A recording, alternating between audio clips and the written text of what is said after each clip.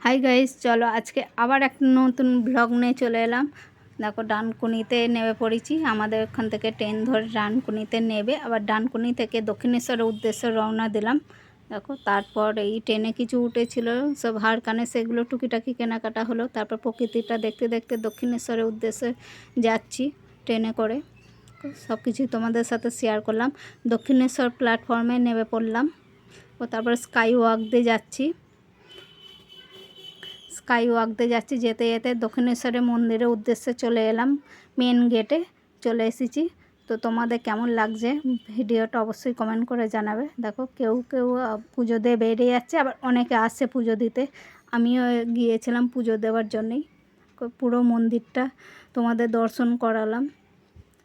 কত সুন্দর লাগছে দেখো প্রতিটা মন্দির।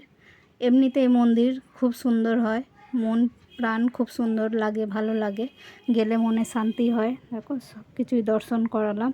মন্দিরের ভিতরে ফোন নিয়ে যা অ্যালাউ নেই বলে নিয়ে যাইনি, ভেতরটা দর্শন হয়নি। তারপর ভোজনালয়ে আমরা 4 জনে ভোজন করে নিয়েছিলাম। ছোলে ভাটুরে আর ছিল চাটনি আর স্যালাড ছিল। তারপর আমার ছোটো মেয়ে লস্যি খেয়েছিল, লস্যিটা। তোমরা দক্ষিণেশ্বর গেলে অবশ্যই ভোজনালয়ে খেয়ে নিতে পারবে, টিফিন করতে পারবে। তারপর খেয়েছিলাম আইসক্রিম। এখানে দাঁড়িয়ে আইসক্রিম খাচ্ছিলাম, সেটা তোমাদের সাথে শেয়ার করলাম। এটা দেখো কত শালুক ফুল হয়েছে। তারপর ফল কিনে নিয়ে আমরা ফল খেয়েছিলাম। তারপর এই মা গঙ্গাটা তোমাদের সাথে দর্শন করালাম। তারপর দেখো, যেখানে বসে সবাই বিশ্রাম নেয় সেখানে আমরা বিশ্রাম নিচ্ছিলাম। নিতে নিতে দেখলাম এই মন্দিরটা রয়েছে, এটাও তোমাদের সাথে শেয়ার করলাম। আমার সর্দি কাশি করেছে, তাই ভয়েস ওভার দিতে গিয়ে প্রবলেম হচ্ছে, তোমরা কিছু মনে করবে না।